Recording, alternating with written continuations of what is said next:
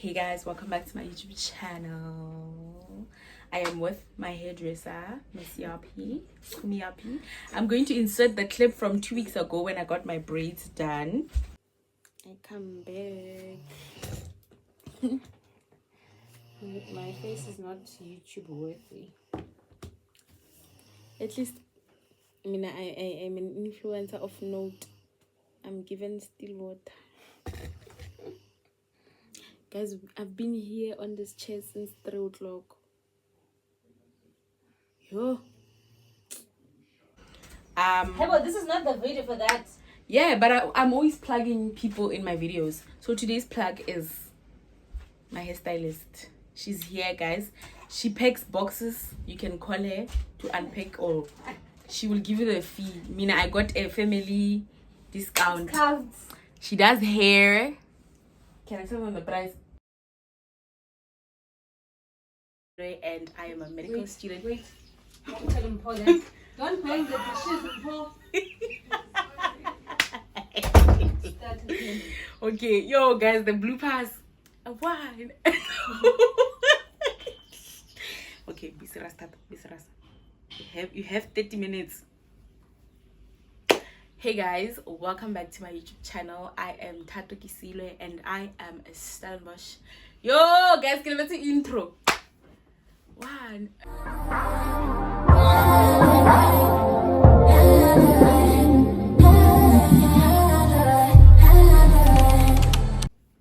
Hey guys, welcome back to my YouTube channel. I am Thatoo.k. Welcome to all things faith, uni, plugs, and life in between. This is episode 2 of our uni diaries, and I am continuing the first sit down video where I discussed my journey into medical school. So this is part 2 of my journey into medical school. Please don't forget to like, comment, share, and subscribe. So just to give a brief overview, we received our results on a Thursday, and then we got our final acceptance letters on the Monday, and then I obviously accepted the offer on the same day, and I had to speak to my parents and let them know that this is the decision I've made. I want to go to Stellies, number 1 option, you know, like it was very exciting, but the question was still there. How are you going to survive? How are you going to adapt without family? How are you basically going so far when you don't have a bursary, right? So that was the biggest elephant in the room, but my parents discussed it, and I'm not gonna like speak on that on YouTube, but they came to an agreement and we started packing for Stellenbosch. We packed my suitcases and we booked our bus tickets. Then on the Sunday or the Monday of the same week, we went to the bus stop, obviously came on the bus. I think it was like a 19 to 20 hours drive. The bus ride here was smooth for like the first 10 hours, and then it got very rocky with people having drugs on the bus, people fighting, the police stopping us with like dogs sniffing around. It was very dramatic, but in that moment, guys, I just knew that there was no turning back. And I had made up my mind. So all those other challenges were just major things in J. I just kept focusing on the fact that I'm going to Cape Town, I'm going to study at Stellies, I'm going to live my best life. Yeah, that was the main thing. So when we got to Cape Town, we booked 3 rooms at a guest house, actually 2, and then when we got there, my uncle was like, no, let's make them 3 so that we can all sleep comfortably. Even though we knew that we were on a budget, he was just like, he doesn't feel comfortable with our first Cape Town experience being one that's not comfortable, you know. And so we lived there for like 2 days, and on the first day we sat down to discuss registration fees and checked the Ubers to campus, you know, discussed the mini logistics. And then on day 2 we came to campus. We got here, we walked to the bursary office with so much confidence, because in high school they were like, just get your distinctions. When you get to universities will be fighting for you, bursaries will be fighting for you, doors will be open before you. Hey, red carpet. When we got here, I'm not gonna mention names, we went to this other bursary lady's office, guys. Hey, We got there, greeting, speaking Setswana, thinking she will understand. She's like, Andikuva. Now we have to speak English to her. Now it's like two black people speaking to each other in English, and the other one is upset that we can't speak isiXhosa. The other one is upset that the other one is speaking English to the other one. So it was a very like cringe-worthy moment. But we explained to her that I didn't know about SU funding and I don't have funds, like I don't have a bursary. Then Miguel was just like, sorry, there's nothing I can do for you. You didn't apply, you're not on the system. Try again in September. We asked about NSFAS. My NSFAS account was not logging in. And she was just like, there's nothing I can do for you. So we paid the 30,000 cash. And that was it. Like, that's when my mom went, like, from here onwards, you're going to trust in God, you know? So that was the financial challenge. The fact that my parents at least had the registration fees was a blessing. But I think for me, it was just that thought that the fees are so expensive. It's more than 100K. I don't have a bursary. I should have applied. Like, I felt a lot of guilt. Like, I was feeling guilty because apparently I was supposed to know about SU funding, but I don't recall seeing an email about SU funding. And I would have qualified for some merit bursary, but because I didn't apply, I couldn't get the merit funds. So yeah, but my family reassured me that it's fine. We're gonna make a plan, enjoy all week, you know, those things. Then we went to Paro Center, guys. When we got there, I think this is something that I have been reflecting on. We had to buy from scratch, like bedding, sheets, pots, like basic things that you have at home. We got in Cape Town because of the limited space in the bus, right? And now that I think about it, I would definitely tell anyone coming to Stellenbosch to rather do their research, like ask about Pepsi, ask about Korea Guy, ask about Aramex. Like, you know, you can Korea your bedding here. You don't need new bedding, you don't need new towels, you don't need new blankets, you don't need new pots, you know, all these things that we want for aesthetics. You don't need them because we spent close to, like, I don't even remember, but it was a lot of money just to get things that I could have gotten at home. And yes, my dad did mention, hey boy, you don't have to buy new things. But I think I just felt like, hey man, the university, I want new things, you know, like. So I would definitely tell you, nobody cares about your new bedding. No one is even gonna ask you if your pots are new. If there's any way to save money, that is the first step towards saving money in university, not spending on stuff that you have at home, you know. Yeah, that was the first thing. So we got the stuff. My parents dropped me off at Riz. My biggest challenge was the culture shock. Guys, where I come from, we speak Setswana, English, Afrikaans, Sesotho, SeXhosa. When I got here, people were speaking in English only and Afrikaans only. And yes, I went to an Afrikaans school, but I thought that was in the past, you know. And then I was basically given a pod, and when I got into the pod, I wasn't living with people of color, and that is not something that I was mentally prepared for, because I just thought to myself, am I going to be able to cook my mohodu in peace without people saying it's not smelling nice? Am I going to be able to, like, play my music out loud without people saying, oh, your music is loud? You know, I had these questions in my head, and it showed on my face, and it showed on my mom's face, and we were both holding our tears back because we didn't want to, you know, cause drama. But that was the biggest challenge for me in first year, like truly adapting in the space that I was living in. And yes, I didn't have horrible pod mates. They were not the worst people on earth, but I do think that I could have had a better experience if it was with people who spoke the same language as mine, or came from Northwest, or were people of color. You know, like maybe if it was a mixed pod, I would have felt more at ease or at home. Yes, so that was the biggest challenge then, right then. Quickly summarizing, my aunt and my mom unpacked for me because I was in distress, guys. I was in distress. They unpacked the stuff for me while we had a parents meeting downstairs. We met with our mentors. My mentor literally carried me through first year. We met with the HC. They were so kind. Like, everyone is just so kind, but I was very worried. I was really worried about living in the race I'm living in. But I think after day 2 or 3, I found myself, you know. And then I think within 5 days I got sick. I got gastro. I had horrible diarrhea. I couldn't take part, like I couldn't be a part of a week while coming the way I would have wanted to. So that really put a wedge in between me and my fellow newcomers at the time, like people in my year group, because people were friends, people had conversations that they would speak about, and I was lost because I was sick for like a week, you know. Dehydration, campus health being closed on a weekend, having to wait for Monday to see a doctor. It was really, really bad. And I think that was my first independent experience. Like, that's when I learned about checker 60/60, buying stuff online, rehydrate solutions, make the solution.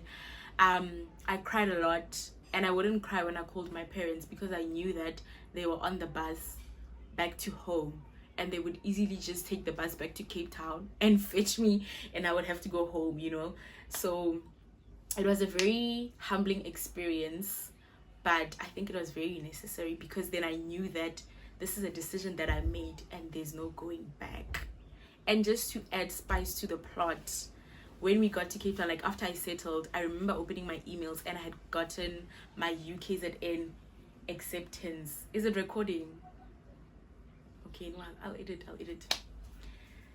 So to add spice to the plot, when I had just settled in at Res and my parents were on their way back, I read my emails, and I got an email from UKZN saying that I've been accepted to study medicine and I can come in, like I can accept the offer and they'll help me find accommodation. So that to me was just like, no ways, I'm already at Stellies. This was my first option. I prayed for this and I'm here, you know. So that's the confirmation that I needed. The fact that they only gave me the offer after I accepted this offer and after I settled down. Well, that's when I opened the email. Then I was at peace. I was okay with it. And then fast forward to the end of a week, guys. That's where the danger. That's where the weapon started. Prospering, guys. I think I was so clueless when it came to grocery shopping for a household, not for hostel where you buy snacks and you have 3 meals a day. For guys having to buy dishwashing soap, jig, scrub lab, when a sponge, salt, pepper, like the very mundane things, is actually so expensive. So I would highly recommend budgeting and checking the prices, comparing prices before you even buy stuff in first year. I would recommend going there with a shopping list, because I would solidly spend like 2K on groceries for like the first 3 months. And reflecting now, I'm just like, where did I even get that money, you know? So that was also a big challenge, but now I think I've mastered the skill of grocery shopping. And the other challenge that I had was finding my people.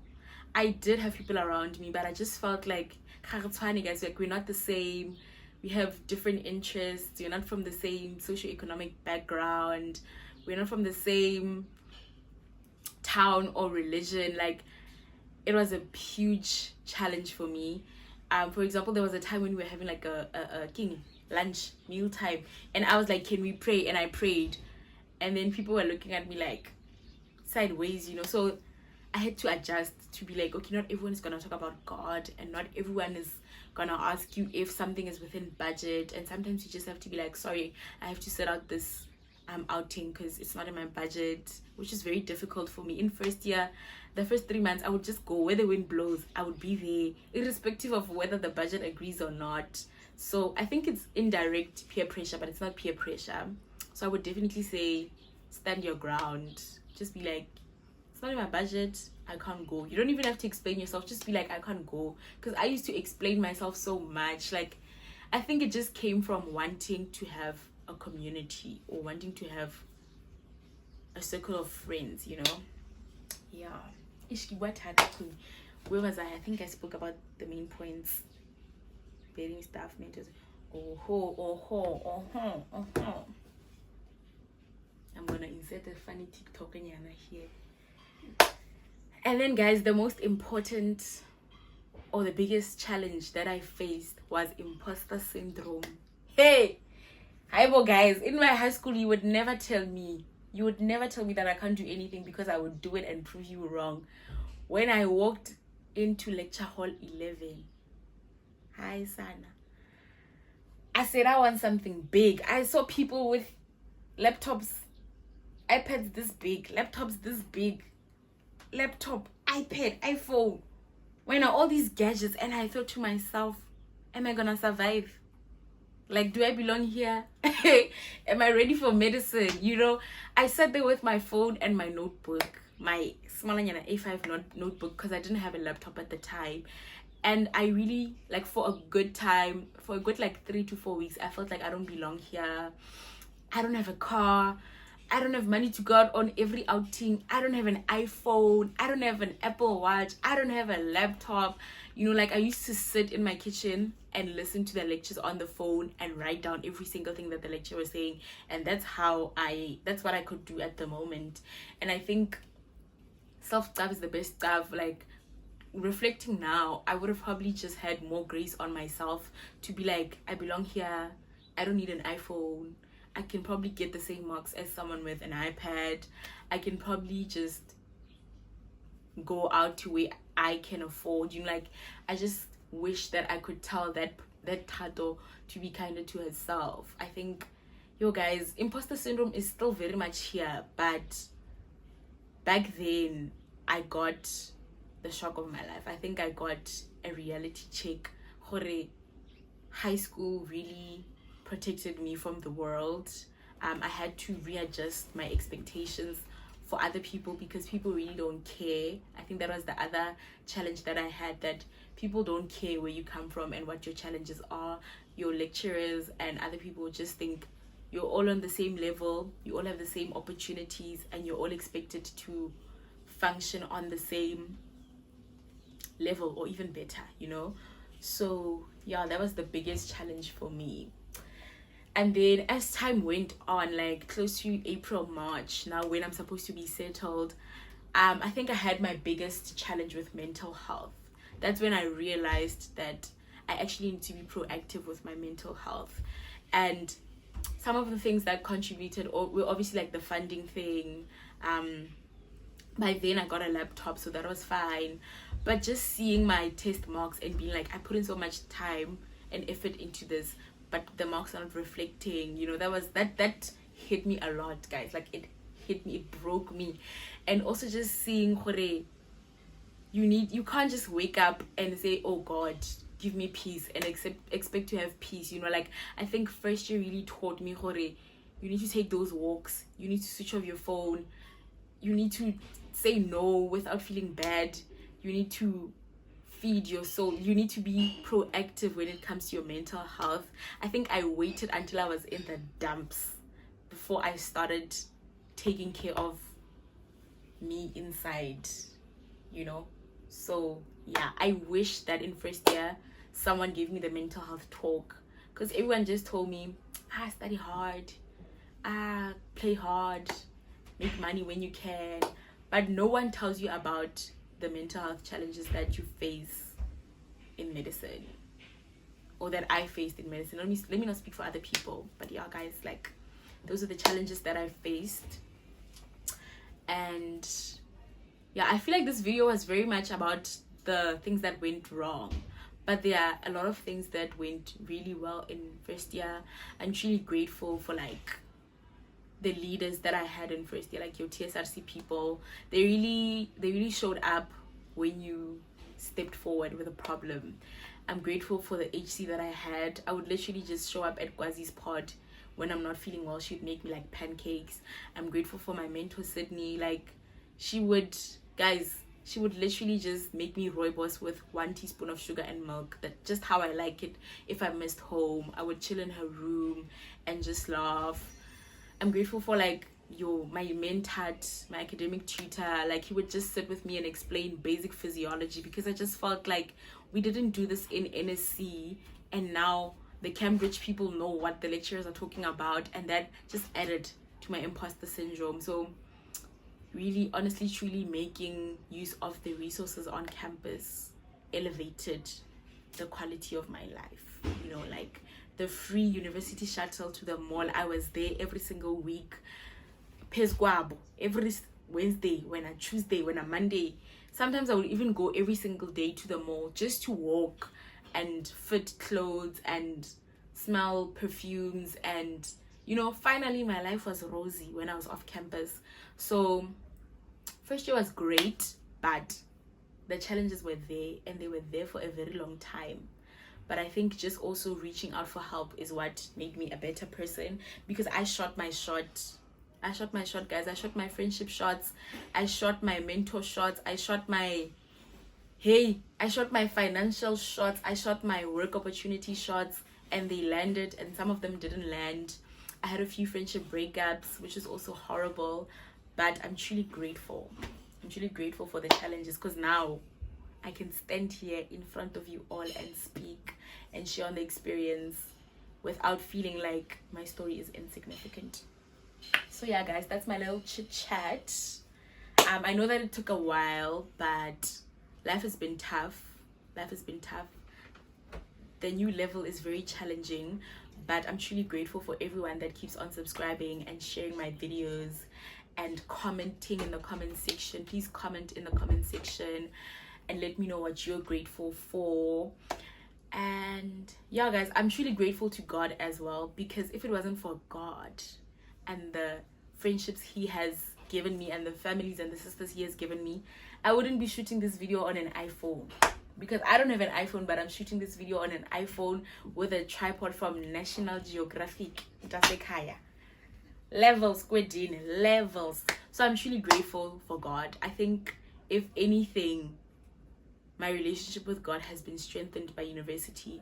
And if you don't know this, Jesus loves you, Thatoo.k. I'm not gonna lie, because I said all things faith. I think just, if there's anything that I can say in terms of faith in university, is that it's very important to find a Christian community where you can grow and where people are realistic and raw with you. Because there are days where I felt like my life is not rosy, and all that I wanted was for people to be like, yes, your life is horrible. But they said, no, your life is not horrible. You are blessed going in, blessed going out. You know, like they were speaking life into my life. And I'm here today because of those people who spoke life into my life, because of those people who prayed for me when I was down and out. So yeah, guys, like, I spoke so much, I'm nervous, but please don't forget to like, comment, share, and subscribe. Easy. We are on the road to 300 subscribers, guys. I know that I haven't been consistent, and in as much as I would like to tell you guys what's going on in my life, I can't, because I'm still dealing with it. You know, I can't put things on social media if I haven't fully absorbed, dealt with, and learned and relearned, you know. So that's the tea. Life hasn't been easy, but life has been blessed. Like, wow, I'm standing on the promises that I prayed for in first year, you know. So yes, guys, yeah, like, I really want to share, but I can't share now. But don't forget to subscribe, guys. Go subscribing. I'm gonna wait for like a good 5 seconds so that you can subscribe. Thank you for subscribing to my YouTube channel. I'll see you guys on my next video. Please let me know what you would like to see in the next episode of my uni diaries. Something about university. The next episode, what would you like me to speak about? Ciao, guysy. Mwazzy. Bye. Hey guys, welcome to my YouTube channel. I literally have to drink these because my uterus wants to take me out. It wants to take me out. I know that, yeah, I just want to be a relatable and authentic YouTuber, like I said. And sana dagoa because now I'm sick and I'm on bed rest, but I'm behind, academically behind, and it's not like I didn't choice, because